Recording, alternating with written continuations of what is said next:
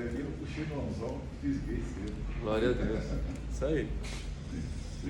Samuel saiu 3 da manhã da casa dele para poder chegar. Saiu 3 da manhã para chegar, né, Samuel? Lá do Vila Alpina.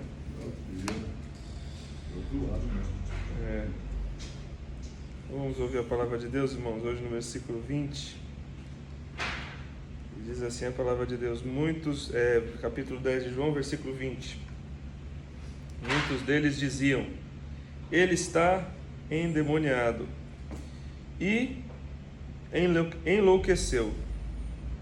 Por que ouvi-lo? A gente viu ontem a santa divisão que houve, né, entre os fariseus, os judeus.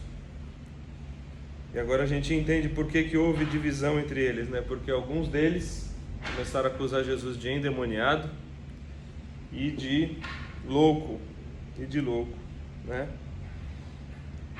De endemoniado e de louco. E ainda acrescentava uma pergunta, né? Por que ouvi-lo? Né?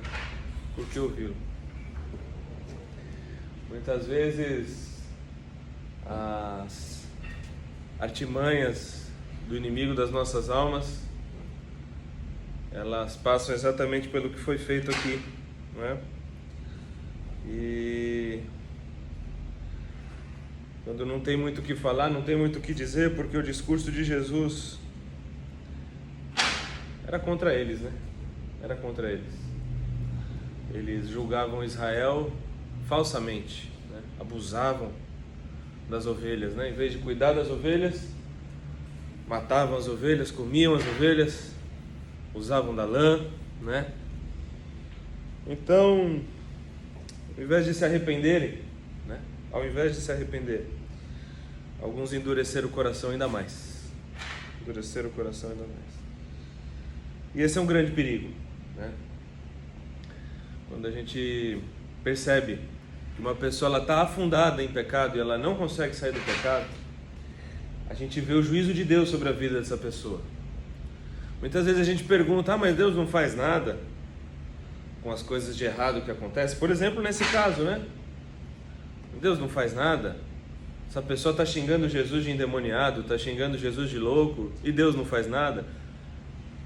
O próprio Deus, que é Cristo inclusive, ele já tinha deixado essa pessoa se afundar no pecado. E esse é o maior juízo delas. Muitas vezes a gente fica pensando: mas a gente vê a situação da política nacional, de pessoas que, né, você olha na TV e você acha que ele está muito bem. Mas aos olhos de Deus ele está falido, ele está abandonado. Porque quando Deus trabalha na vida de uma pessoa, a primeira coisa que ele faz é tirar essa pessoa do pecado. Aquele pecado que a pessoa fazia, a pessoa deixa de fazer. Eu não estou falando só de crente não, gente, estou falando de qualquer pessoa desse mundo. Quando Deus quer julgar qualquer pessoa desse mundo, ele abandona. E aí a graça dele, que é retirada da pessoa, faz a pessoa se afundar em invejas, malícias, roubos e todo tipo de maldades. Esse é o maior juízo de Deus para o ser humano, é o abandono de Deus. E é o que estava acontecendo com esses homens, né? Por causa da dureza do seu coração, Deus os entregou, como está escrito lá em Romanos, aos seus próprios desejos, paixões, né? Concupiscências. Deus os entregou, né?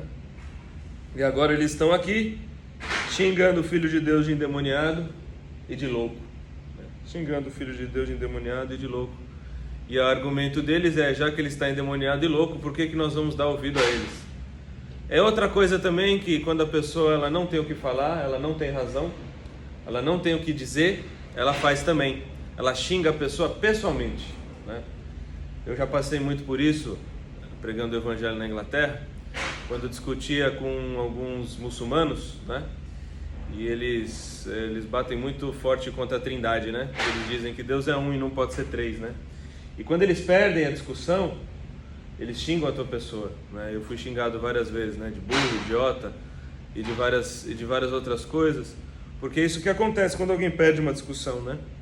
A pessoa, quando ela não quer se arrepender e ela perde a discussão e ela não se quebranta por causa do seu orgulho, ela xinga A pessoa já esquece o assunto, né? E fala mal da pessoa, né? E atinge a moral, a ética da pessoa e faz um ataque pessoal, né? Esse é o último recurso de quem não quer ver a verdade, é o último recurso de quem não quer se arrepender, é o último recurso de quem no fim das contas não quer aceitar ao nosso Senhor e Salvador Jesus Cristo. Não quer aceitar o nosso Senhor e Salvador Jesus Cristo. E por fim, meus irmãos, a gente sabe que esse pecado da blasfêmia, né, ele é um pecado imperdoável. Ele é um pecado imperdoável, né? Nós podemos cometer muitos pecados, mas quando nós profanamos a obra do Senhor, profanamos ao Senhor Jesus Cristo, né, Deus diz que esse pecado é imperdoável. E quando a gente pensa num pecado imperdoável, que é uma coisa muito severa, né? A gente está dizendo aqui que essas pessoas, mesmo se depois elas se arrependessem e pedissem o favor de Deus, Deus não estenderia a mão mais para eles, né? Mas a gente tem que entender que por trás desse pecado aqui está o orgulho, né? Porque qual que é o cerne, né, do orgulho do homem, né? O cerne do orgulho do homem está em rejeitar a cruz, né? Sabe por que eu digo isso? Porque quando eu falo para você que a salvação é pela fé e pela fé somente, e era o que Jesus estava dizendo aqui, que ele era o pastor, que ele tinha feito tudo e que tudo é feito por ele, né?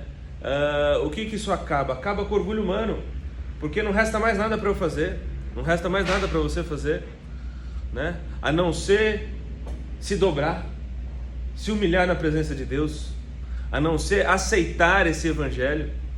E isso é humilhante, você não precisa fazer nada, ou melhor, você não tem nada que oferecer. Sabe quando alguém te ajuda e você quer retribuir?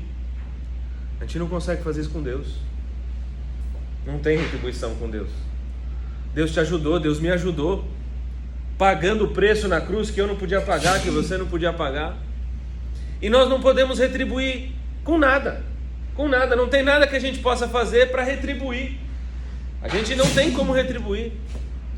A nossa falência diante da salvação traz uma grande humilhação.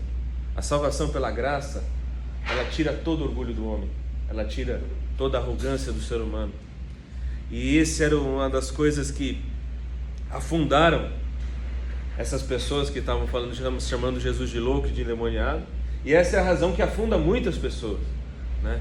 Porque elas querem de alguma maneira contribuir para a salvação e de alguma maneira merecer, para chegar no último dia e dizer: Senhor, eu fiz isso, e foi o que aconteceu, né, com alguns no juízo, não foi? Senhor, eu expulsei demônios no teu nome, Senhor, eu curei no teu nome.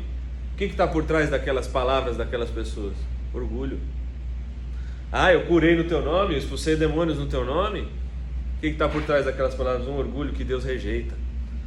Que a gente possa, pela pregação da palavra de Deus, pelo Espírito Santo do Senhor, receber esse espírito humilde, que reconhece a sua total falência, que reconhece a sua total dependência, que nós não temos nada a fazer e que Cristo fez tudo, Esse reconhecimento, meus irmãos, é o poder do Espírito Santo.